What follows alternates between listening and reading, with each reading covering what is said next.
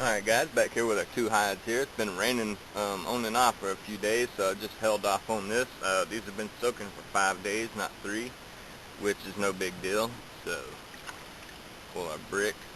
And you can see our hide here, our hair is just coming off like nothing, you know. You just grab a piece, it just slips right out.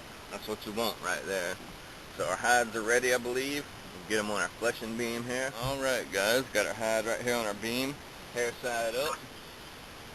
And just like before, I'm just going to come to it like this. Pinch it in between my body and beam there. And instead of using my blade edge on this draw knife here, I'll use my flat edge, the back of my blade here. You see that right there, I can do it with my hand there, it just wipes off. So, I mean, this is the easy part right here. You know, raw skin's not as hard as your buck skin. As soon as we get this hair off, flip this over, run over that flesh side again, and then we'll just nail it to a board and be ready for it to dry. We'll get to that when we get to it though. Right now, we're just going to scrape this hair back. Comes off really easy.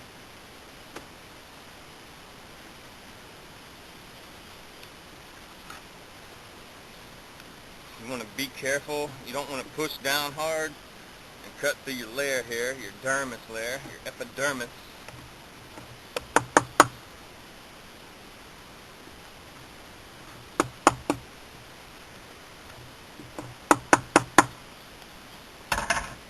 And we'll rotate. Just come down the side, just like before when we were fleshing it out. No big deal. Just wipes right off, really easy. Stuff's really slippery from the lye.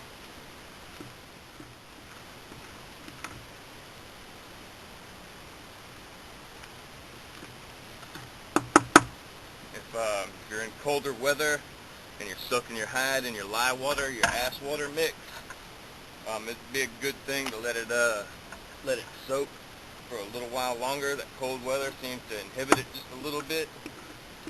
So let your soaking process go a little longer. Like I said, come out and check it. If it does that, you're ready. So,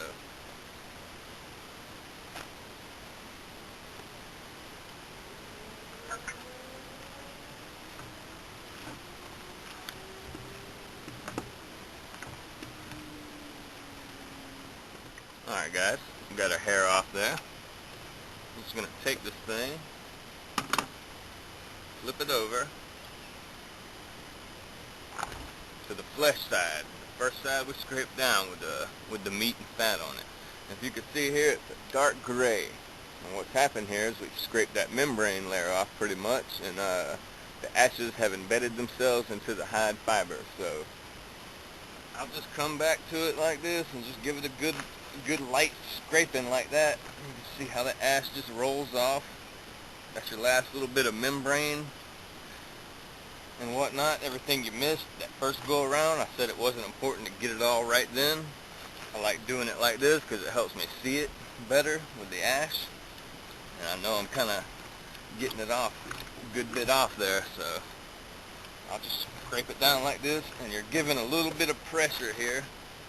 Not enough to cut through the hide or anything like that. Just keep going on with it like this here.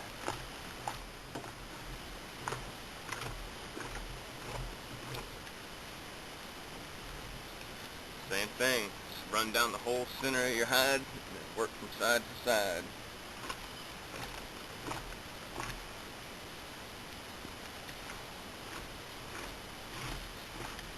Also feathering back over what you've done already, just for precautionary measures.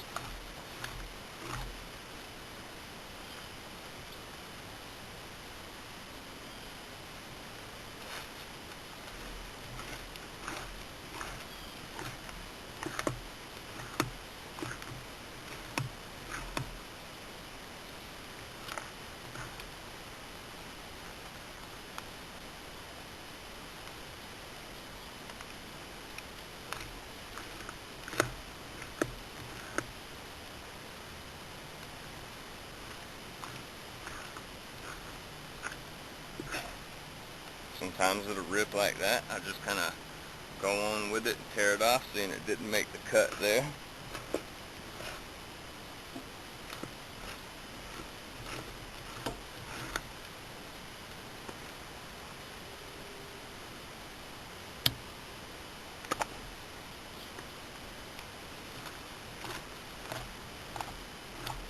And we'll just keep going on with this. Get back with you. Alright guys, we scraped our flesh side down again for the final cleaning on it there. Should look something like this here. All we got to do is take it over to our rack, nail it down to it, and let it dry. What I'm going to do is just nail it onto this plank of wood here. And I'm going to start on one side here with the hide. Stretch the edges over as far as they'll go just about. Right to the edge here.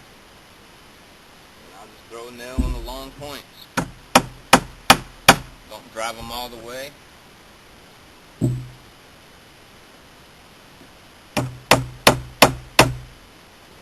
make sure they're in the wood pretty good there. Just nail out all my edges here, all my long points. Down one side here.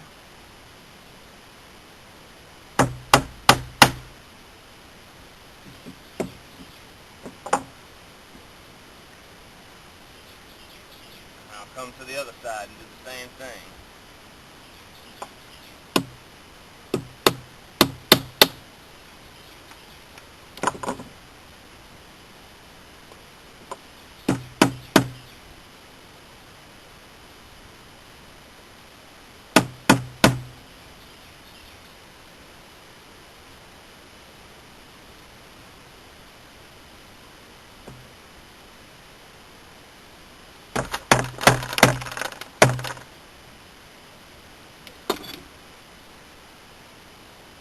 You don't want to pull this super tight, because when it dries up, it'll pull through your nails. And you'll have a big wrinkle in your rawhide there. Just pull it as close to the edge as I can get it there.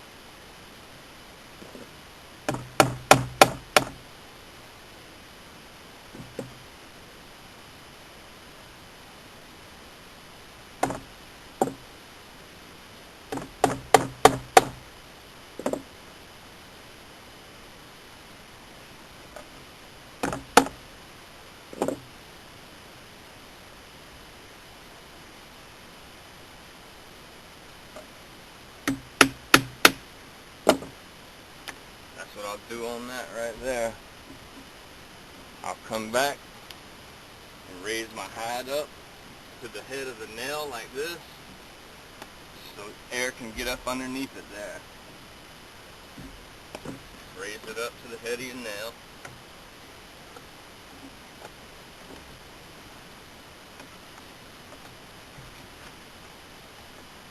Just like that. Alright guys, we nailed our hide to our board.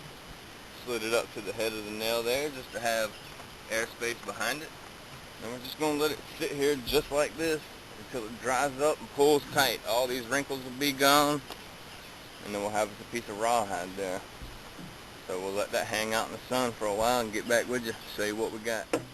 Alright guys, so our rawhide dried up here. As you can see, I got these wrinkles in it right here, and that's my fault right there. Our rack we nailed it to, which is not really a rack, it's actually a gate to the mulch bin. It kind of bowed in, the side bowed up, so it made these wrinkles in it. Not a big deal. I'll just come to it like this with a hammer.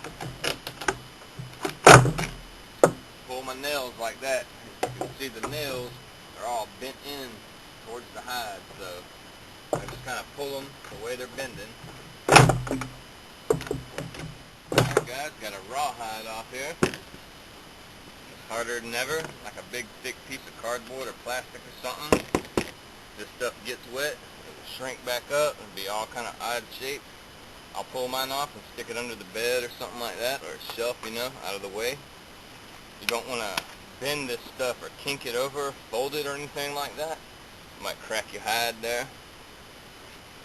So stick it out of the way somewhere, you know. You can always come back and re-soak this thing, scrape this grain layer off, and tan this just like a buckskin. So numerous uses for this stuff here. I don't know what we're going to do with it yet, but I'm going to come up with some projects for it. That's it, guys. Rawhide.